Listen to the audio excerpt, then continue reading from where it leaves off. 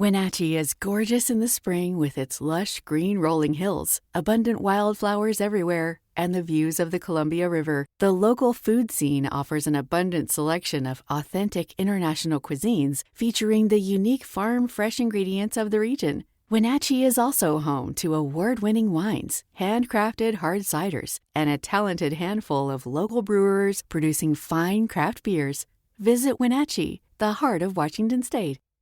New on Curiosity Stream. Deformed trees, mutated wildlife, and no humans for miles. 10 years after the disaster at Fukushima, see what this irradiated ecosystem can teach us about nuclear fallout on Radioactive Forest. Plus, looking for the most diverse marine life on the planet? Dive into the Coral Triangle and experience a frenzy of wildlife you've got to see to believe on nature's greatest secret. It's all on Curiosity Stream. Annual plans are $20, just $1.67 a month. Visit curiositystream.com. Hey, this is BJ. Thanks for listening to our show's podcast. If you're a fan of all things geeky, you should check out my other podcast, BJ Shea's Geek Nation. We have new episodes every day, and you can check it out at bjgeeknation.com. Your home is going into foreclosure and you feel like a financial wreck.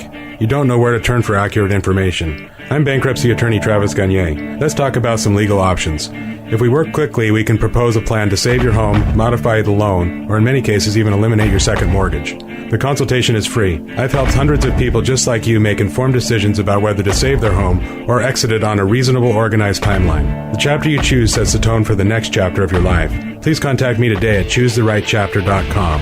That's choosetherightchapter.com. 99.9 KISW, The Rock of Seattle. Let's play Beat Mix. It's time to play the game. Yeah! So everybody scream his name. Beat Mix. Don't be a loser. Whoa! Beat Mix. You're a loser. It is time to beat Mix, and it's Thursday, so let's get cracking. Release the Kraken. Yeah. Sploosh. All right, let's get to our... Don't say sploosh. That's a whole different thing. Okay, please. Let's get to our contestant today. We've got Pat in Seattle. Pat, are you there? I'm here. Excellent. All right, Steve, get out of here. Yeah! For those playing at home, Pat will have 60 seconds to answer 10 questions. Pat, you can pass all you want, but you will only get 3 guesses per question. Are you ready? Yeah. Which rock singer had the song School's Out and was inducted into the Rock and Roll Hall of Fame in 2011? Yes. Who wrote Great Expectations and A Tale of Two Cities? Charles Dickens? Yes. What network does the sitcom Young Sheldon air on? ABC? No. NBC? No. CBS? Yes. Yeah. The ampersand is a symbol that replaces what word? And? Yes. In what decade was Charlton Heston's movie Ben-Hur released? Ooh. 50s? No. 60s? Yes. What was the nickname of Mike Seaver's best friend on Growing Pains? Pass. Mowgli, Baloo, and Kaa are all characters in what Disney film? Jungle Book. Yes. What is the name for the arrow-like projectiles fired by a crossbow? Bolt. Yes. Actor J.K. Simmons is a spokesperson for which insurance company? Farmers? Yes. Death Valley is located in what U.S. state? California? Yes. What was the nickname of Mike Seaver's best friend on Growing Pains? No clue. All right. Well, 9 out of 10, and I can guarantee that Steve will get that one. Yeah, he will. And the sound effect was a May clue. also be in Nevada. I hope not, but I mean, you got it correct, so I appreciate that. Yeah, I thought so too, but I don't know.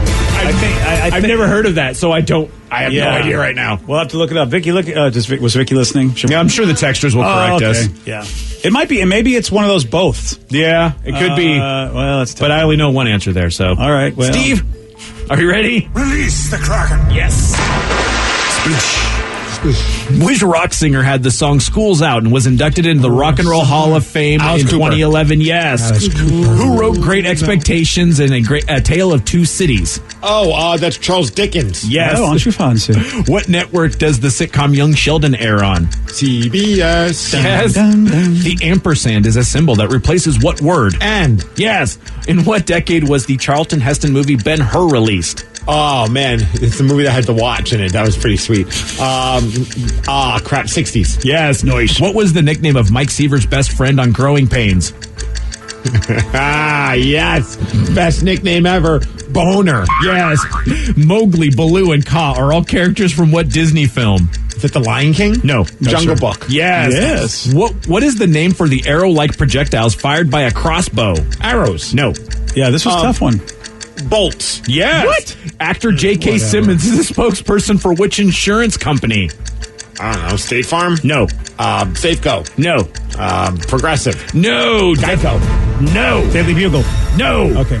1, 2, 3, 4, 5, 6, 7, 8. You lose 9 to 8. Woo! Damn it. You didn't get to that last question, which is Death Valley is located in what U.S. state? Damn it, California. Yeah. Oh, nice job, Pat.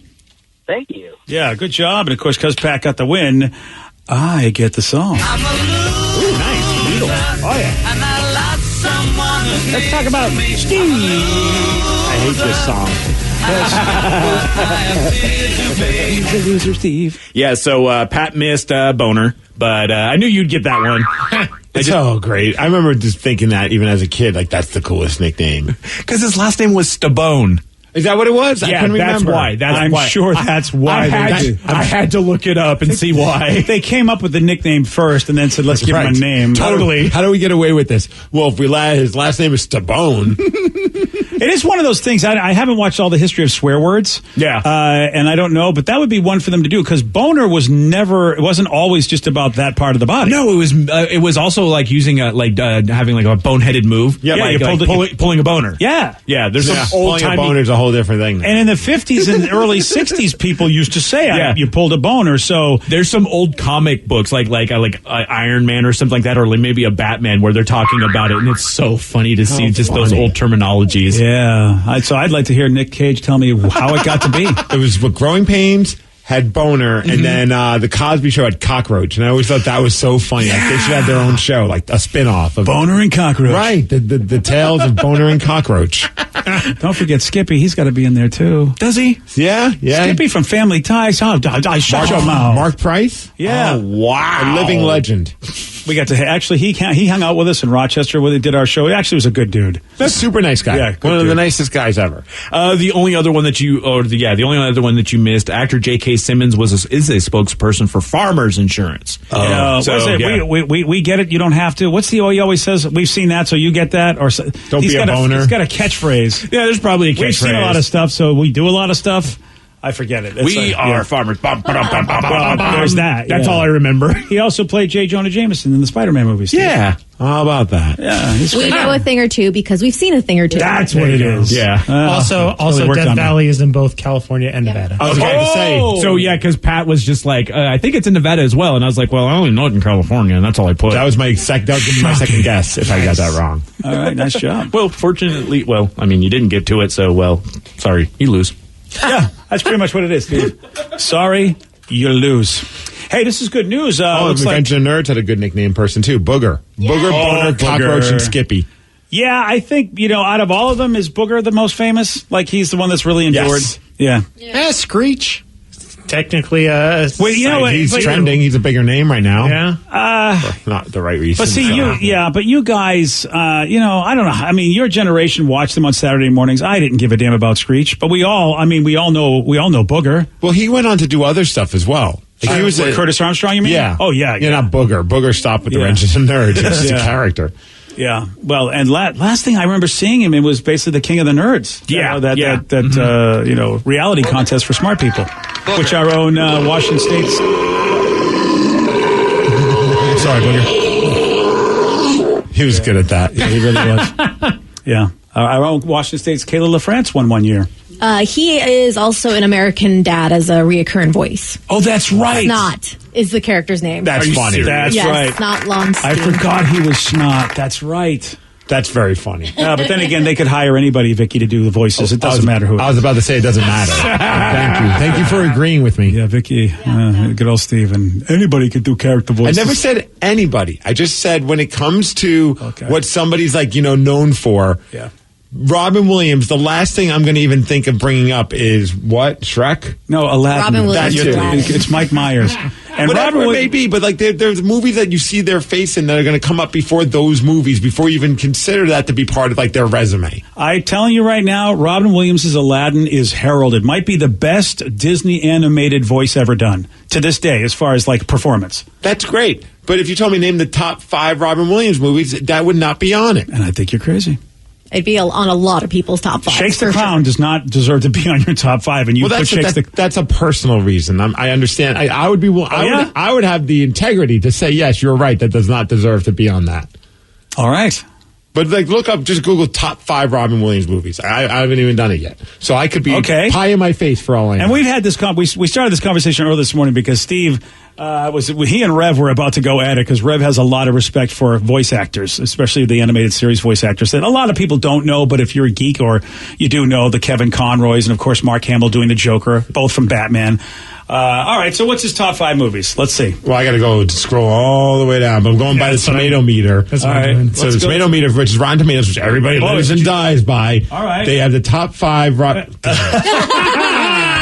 What's number 2, Steve? Number two. I'm trying to see what number 2 is. I can't really make it out. My internet's acting weird. It only has 1, 3, 4, and 5. Yeah, that's Damn what it it. is. True. Yeah. Well, pie in my face. I take it back. Okay. What am I going to do? I'm wrong. You know what? You are so gracious at being a What do you want from me? What am I going to do? What do you want from me? I'm wrong, right? All right, I'll go look at now another thing. Yeah.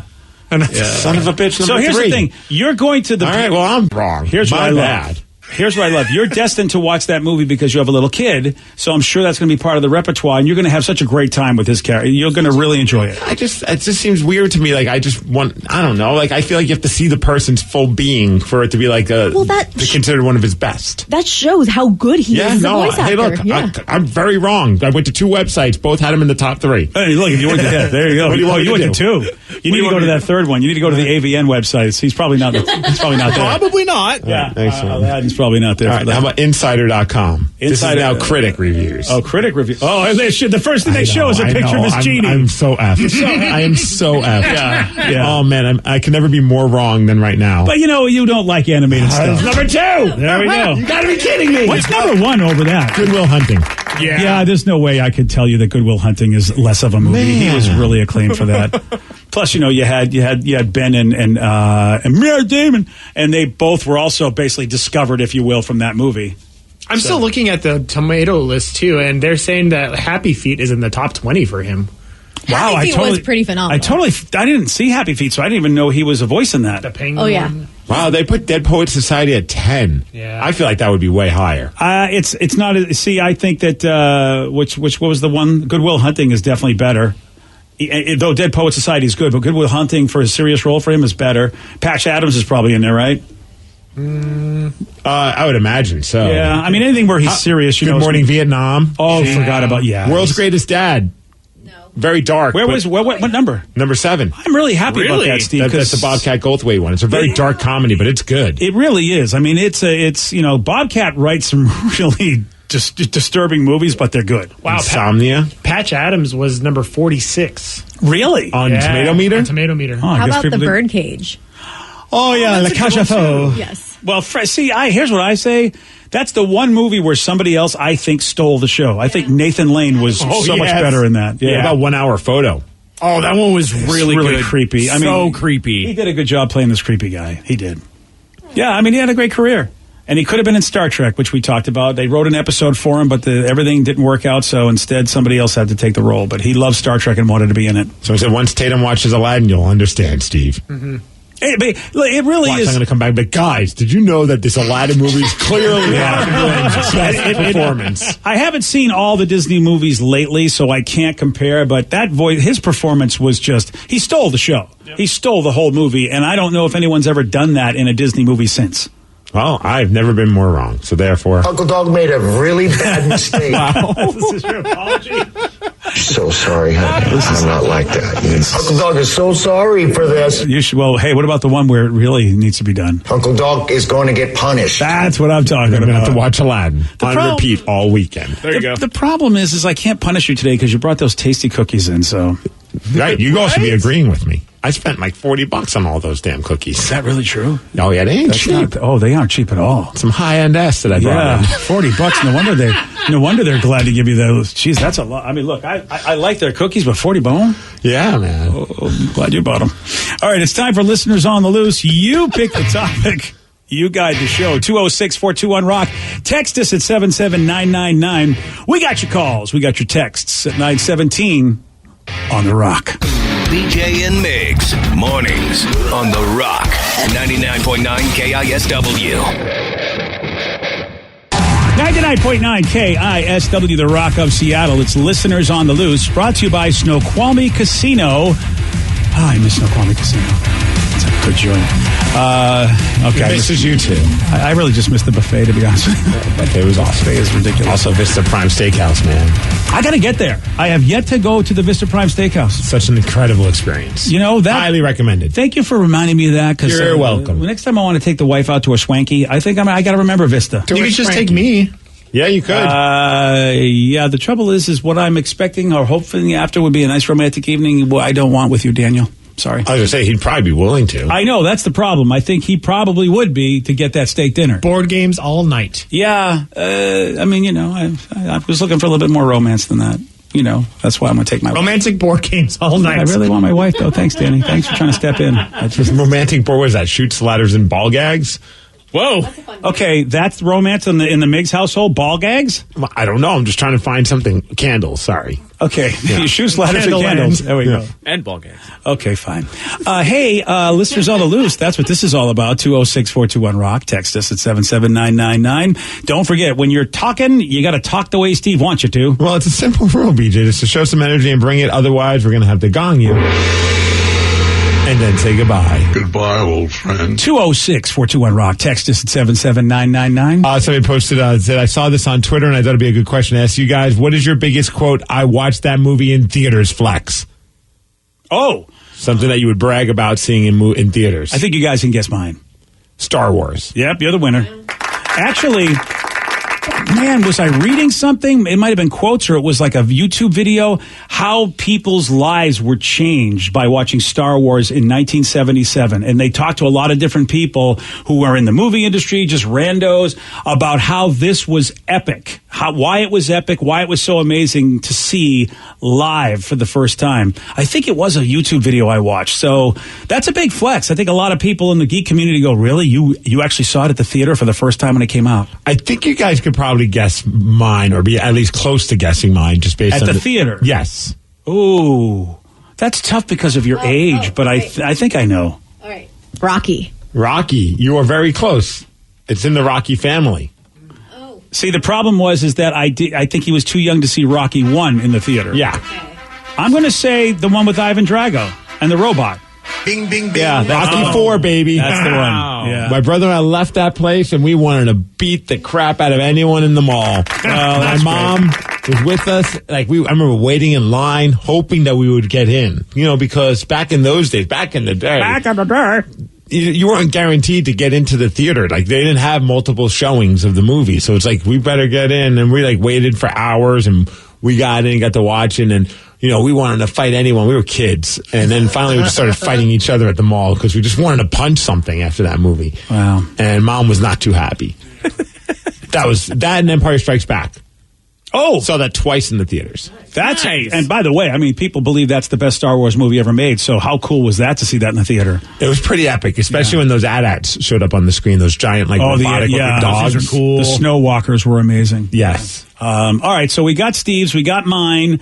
Do we want to try to guess Rev's? Like what movie it's his flex that he saw in the theater? I know Vicky's flex. Damn, that's a good one for Rev. I'm going to go Scott Pilgrim versus the World because that's the answer for all of his. Good call. That is a solid guess, but wrong. Oh. I would have to say, out of all of the iterations that I've seen Fight Club in the theaters, it was the chance to actually see it when Chuck Palahniuk, the author of the book, was able to intro it and talk a little bit about it. That's a nice flex, dude. Yeah, it was super cool. Yeah, dude, that's legit. I didn't get to see that. That would be awesome to see the movie and then have him talk about it. Wow.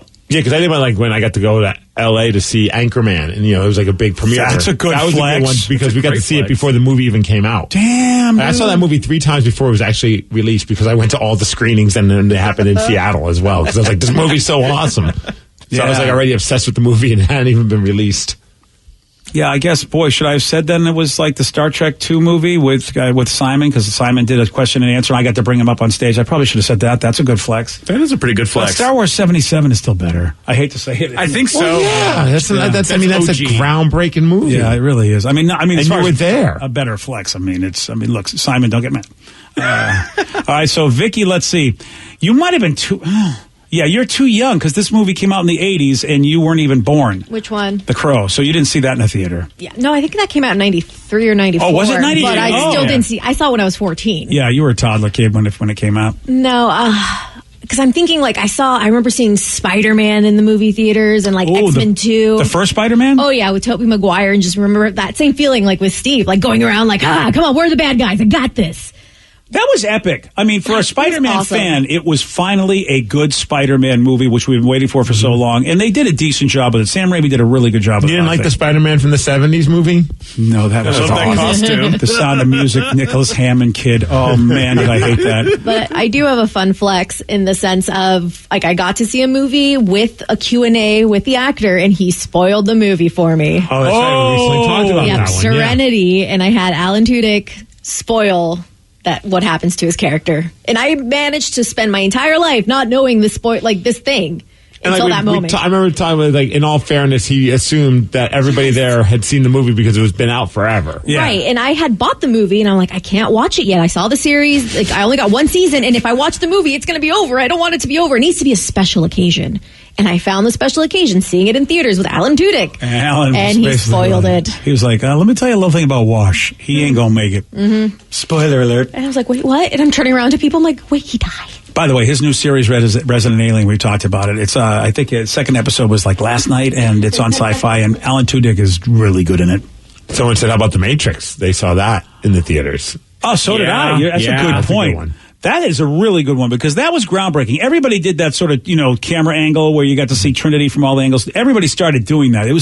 That's the one thing about The Matrix that you definitely can say changed movie making. We had never seen anything like that before. I don't know if it's anything special, but I did see The Matrix too and slept through it. Oh, that's very special. That was probably one of the first movies I fully slept through. I've appreciated the trilogy much more the older I get. I understand why everybody. Thank you. Yeah, I really, really do. I think the Wachowskis are brilliant, and they're going to go down in history for making some cultural contributions in the world of movies that are going to be. I think maybe 100 years from now, people are going to call them geniuses. But I get it. A lot of times, geniuses are not understood during their contemporary time. Thank you. Well, yeah, you and the Wachowskis. And I put you in the same boat. How about you, Danny?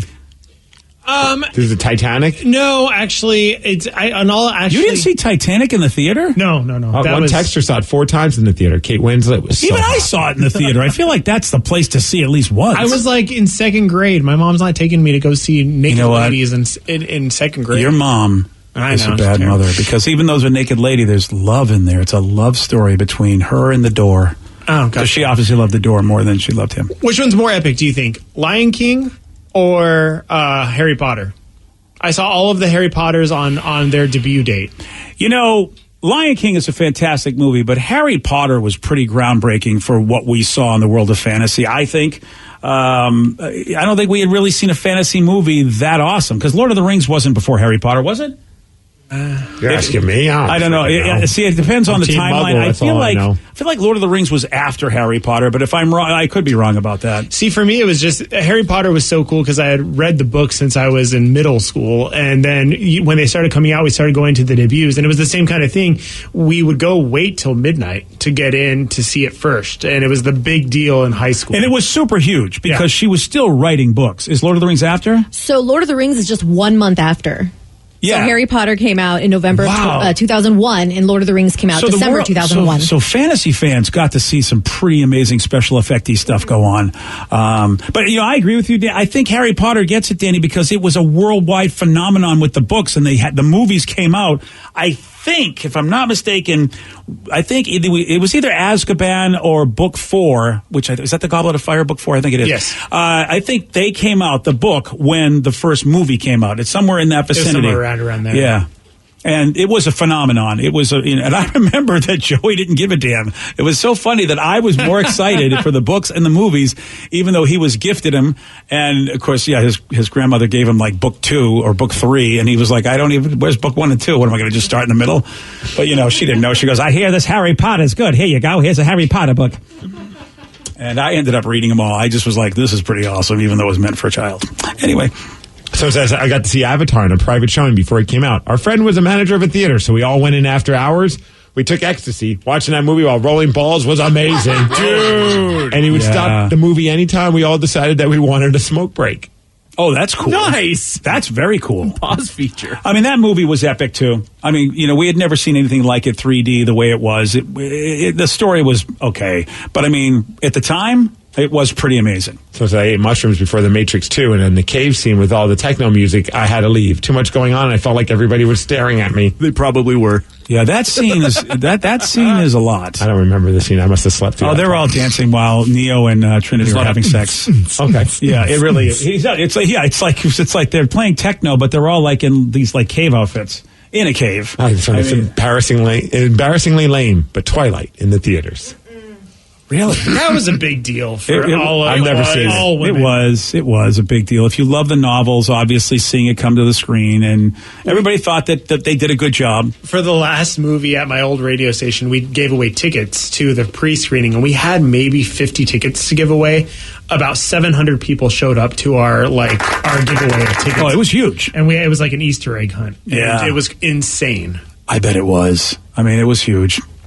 Listeners on the Loose, where you pick the topic, you guide the show, 206-421-ROCK. You can also text us at 77999. We got more of your calls and more of your texts at 9:33 on The Rock. BJ and Migs, mornings on The Rock, 99.9 KISW. Wenatchee is gorgeous in the spring with its lush green rolling hills, abundant wildflowers everywhere, and the views of the Columbia River. The local food scene offers an abundant selection of authentic international cuisines featuring the unique farm-fresh ingredients of the region. Wenatchee is also home to award-winning wines, handcrafted hard ciders, and a talented handful of local brewers producing fine craft beers. Visit Wenatchee, the heart of Washington State. $20 million, $19 million, $6 million. These are all awards recovered for clients of Phillips Law Firm. To win big, you have to fight big. And Phillips Law has been fighting the too-big-to-fail insurance industry for decades. Not every case will have a multi-million-dollar outcome, but Phillips Law will fight just as hard to recover the outcome you deserve. If you or a loved one has been injured in a car accident or on the job, call or click today at 1-800-JUSTICE or visit justiceforyou.com. New on Curiosity Stream. With superior armies comes superior weapons. How has innovation mechanized the battlefield?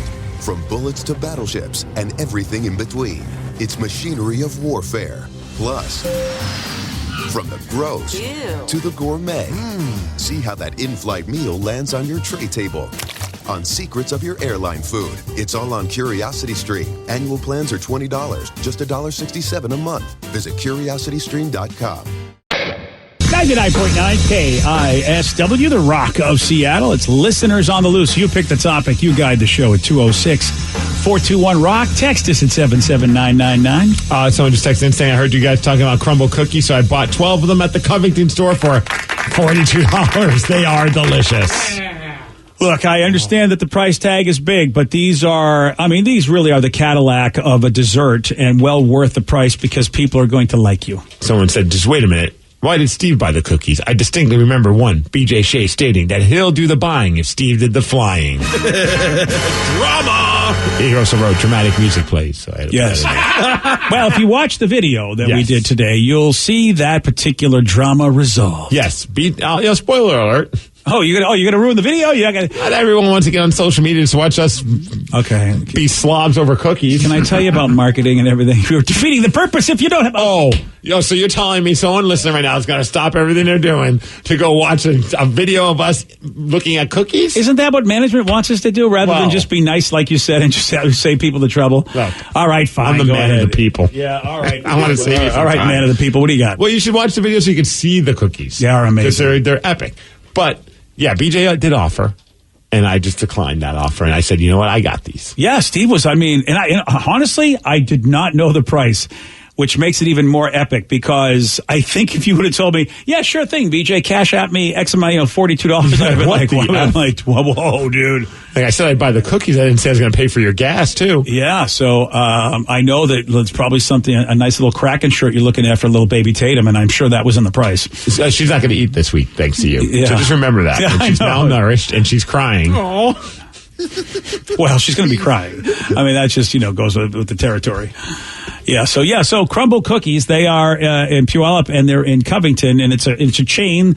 Vicky says they're going to open one up in Marysville soon. And their whole thing is that they change their flavors every week. So it's like they only keep 2 flavors the same all the time. That's their chocolate chip and then their sugar cookie that has like an almond type of a frosting on it. And then everything else is different every week. And the cookies are epic. You They're see big. how donuts have been, decorated, and they're big, like you said. Yeah. So to the point that really one cookie could do you in. You'd be like, okay, that's all I need. So you need to cut them up so that you can get a nice variety pack like we did. Oh, absolutely. Yeah. And I recommend if you're going this week, get the churro. Churro's good. And eat it when it's warm. Yes, churro's good. And their chocolate chip. I've become a chocolate chip connoisseur, as you know, because I like the Met Market cookie. Oh, yeah. And that's like a big deal because people have talked about that one on the text line, too. It's just called the cookie. And it's unbelievable. And I will say that the crumble cookie, the chocolate chip cookie, it holds its own. It's a good cookie. That's funny because when I got the cookies, that was the one I only got 1 of. I got 2 of everything, 3 of the churros because I knew for sure I was going to take one, and I liked it so much I kept 2. But besides that, I don't blame you. I got 1 of I got 2 of everything except for the regular chocolate chip because I'm like, you guys are going to want to try some of the fancy ass ones, and that's what they call them, fancy ass. And that was a good move, no doubt about it. That's why I was so surprised. Like you asked me, what's your favorite? I go, look, they were good, but I have to say their chocolate chip is really good. And comparing that to what I like, which is of course the cookie from Met Market, that's saying a lot. So I said, wait until you try the waffle cookie crumble. Oh, what?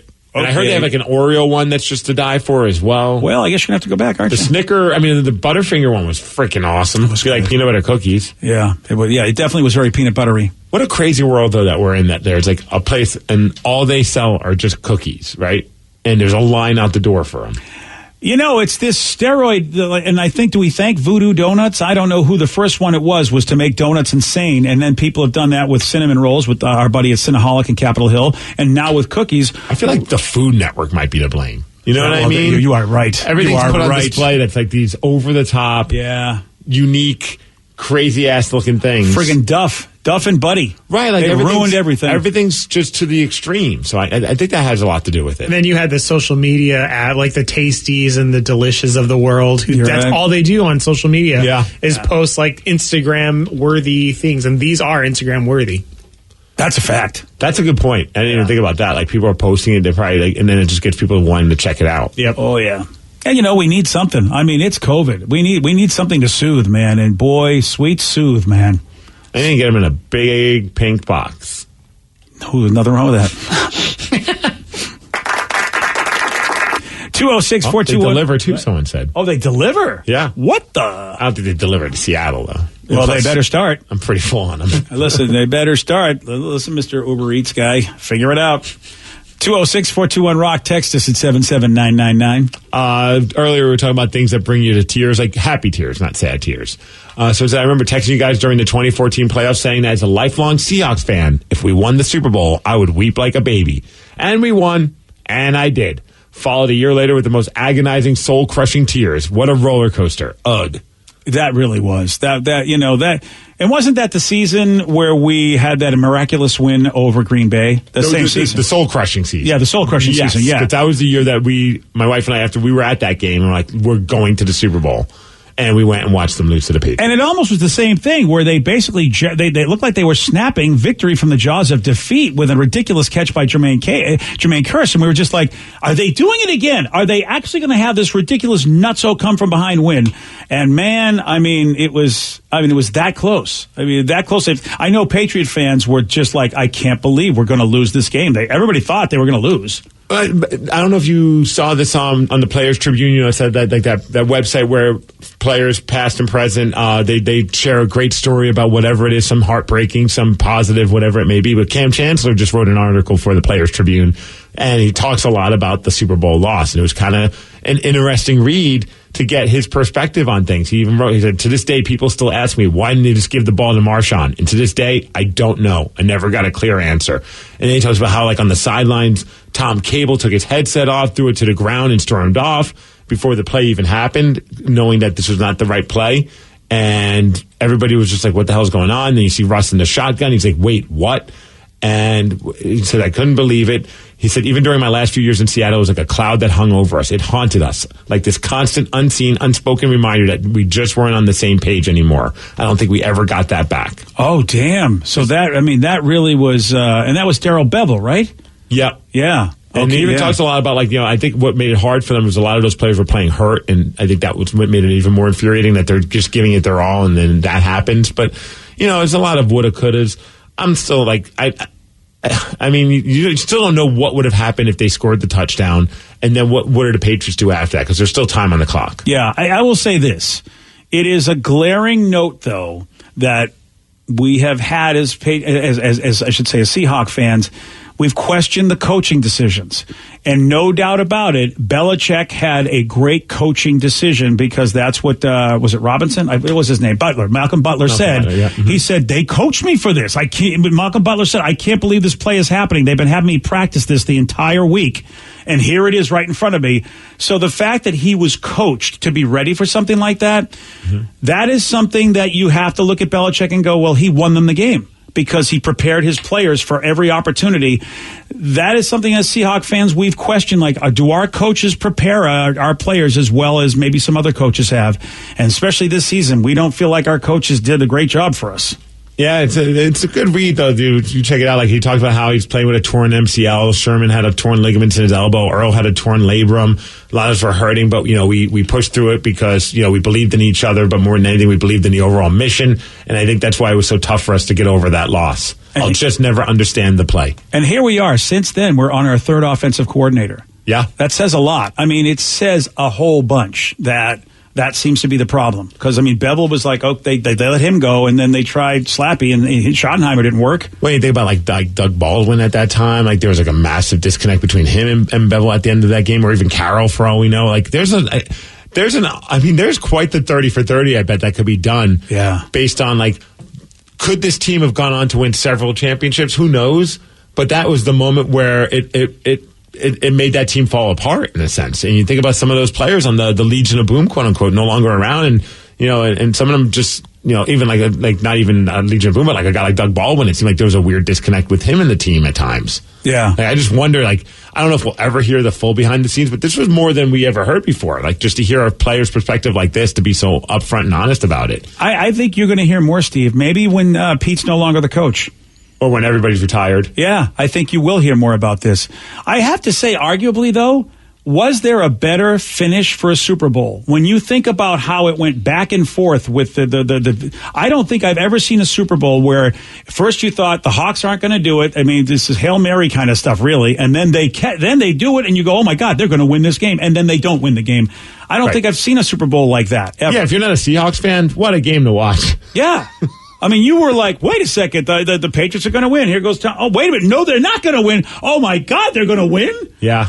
I can't think of a Super Bowl was like that. Right in the final seconds, which to me is what you want, is, like you said, a non-fan of either team. What an exciting game. Oh, if you're a Patriots fan, forget about it. Well, it was the other way around. They were like depressed and then not depressed. Just like we were depressed, then excited, then depressed again. Well, I'll just never forget that next morning, because I was there and still broadcasting on the air here. So I had to go to a radio station in Arizona. So I had to get up early to go prep and all that, and barely slept because I was just so frustrated, like anyone. And I'm leaving the hotel, and as I'm walking out, there's just like a group, like maybe 7 or 8 Patriots fans, wasted coming in. And I'm like, all I brought was Seahawks gear. So I'm wearing my Seahawks gear, just still down in the dumps. And I'm like, I see all these Patriots fans. I'm like, this is not going to go well. They're drunk. They're obnoxious. They see a guy with a Seahawks shirt on, that this is just going to be some kind of a weird, awkward encounter between us. And I'm like, I just don't want to get into an argument. I don't want to have these guys try and start beef. You know what I mean? Like, you're thinking the worst. And they just look at me and I look at them and they go, why they pass the ball? And I just was like, I don't know. And they're like it was like a moment, like even them being Patriots fans were just like, I can't believe that happened. You're right, dude. That was all of my friends and family back home. They weren't like celebrating a win so much as they were like, what the hell did you guys do? I feel like they felt like we gave the game to them with that real bad play call. They were just as much awe, granted happy awe, but it was just kind of funny. I'm like, oh, this isn't going to go on. It turned out like a fun little, quick little exchange between me and these drunk Patriots fans. Oh, man. Well, we have a big question that has to be answered right now. What do Ryan Castle and Dr. Oz have in common? I'll tell you at 9:49 on The Rock. BJ and Migs, mornings on The Rock, 99.9 KISW. And now, the Ryan Castle question of the day. What do Ryan Castle and Dr. Oz have in common? I play a doctor sometimes as well. Oh, that's old school, but you know what? Playing doctor. Is he a real doctor? You know what? Those questions, Ryan. My wife and I have had many fights about that. I have no idea. I think he is. I don't know either. Some of the stuff he says, though, I go, that doesn't sound like real doctor stuff to me. And she's like, oh. Right. Like you start getting advice from people like, well, I'm a medical professional. And then you find out like they're a personal trainer. And that's not to take anything away from personal trainers, but not the person I want vaccine advice from. Exactly. You know what I mean? Or, should I replace my hip or whatever? Right. I really don't need that, Mr. Medical Trainer. You went to a nutrition class one day. Okay, great. Right. Yeah, I don't think I need that. Let's talk about Dr. Oz because he's been known, as you know, to make sketchy medical claims over the years. That is the big thing. Yeah. There's even a Wikipedia page dedicated to his shady doctrine. And when it was announced that he could be an upcoming host on, guest host on Jeopardy, a lot of people were not happy about that. And we got some of their comments. One said Jeopardy celebrates on knowledge and facts, and they celebrate knowledge and facts. And Dr. Oz has largely broken from that in his medical advice. And your dog is not a fan. Rufus doesn't like him either. Yeah. Rufus hates Dr. Oz. A lot of people basically just saying Dr. Oz is not given factual information, so no, not at all. So they don't want him to be the host of Jeopardy. Rufus rocks. Make Rufus the host of Jeopardy. You want to be the host of Jeopardy, Rufus? Oh, now he's going to be quiet. Of course he is, yeah. Well, the guy who's not... Oh, there he is. There he goes. Rufus and Ryan, they've got a 12-pack next. You got it. BJ and Migs play of the day. I don't know if this is made up by their current stuff, but I don't remember Sherlock having brothers or sisters, and he's got a brother in a lot of stuff, and he's now got the sister. Mycroft, I think, was in the original stuff. So he was in the books? I believe so. Well, yeah, I totally didn't know that. I literally, I read Sherlock when I was, in single digits, so I don't remember as much. Oh, yeah. Sherlock. I walked into that one. Yeah, you did. Well, I'm going to get out of here now. Thanks. Thanks, buddy. BJ and Migs, mornings on The Rock, 99.9 KISW. Today's podcast was brought to you by Travis Gagne, bankruptcy attorney. He's here right now and has agreed to answer more of your questions about bankruptcy. If I call Travis, will I actually see him or someone who works for him? Absolutely. When you come in to see my office, when you first call in, my staff will try to help you with any basic questions that you have. I can give you a call back, but they'll usually try to schedule you for a free consultation with me, the attorney, and I'll meet with you personally. We'll talk about the basics of your case, and I'll take you through a question and answer session that an interview that usually lasts about 30 minutes. We'll get the basics of your financial situation. I can answer your questions, and we can talk about whether bankruptcy makes sense, your non-bankruptcy options, and how bankruptcy could affect you, what the process is. Thanks, Travis. If you have more questions about bankruptcy, you can reach out to Travis anytime at choosetherightchapter.com. That's choosetherightchapter.com. Thanks for listening. Wenatchee is gorgeous in the spring with its lush green rolling hills, abundant wildflowers everywhere, and the views of the Columbia River. The local food scene offers an abundant selection of authentic international cuisines featuring the unique farm-fresh ingredients of the region. Wenatchee is also home to award-winning wines, handcrafted hard ciders, and a talented handful of local brewers producing fine craft beers. Visit Wenatchee, the heart of Washington State. $20 million, $19 million, $6 million. These are all awards recovered for clients of Phillips Law Firm. To win big, you have to fight big. And Phillips Law has been fighting the too big to fail insurance industry for decades. Not every case will have a multi-million-dollar outcome, but Phillips Law will fight just as hard to recover the outcome you deserve. If you or a loved one has been injured in a car accident or on the job, call or click today at 1-800-JUSTICE or visit justiceforyou.com.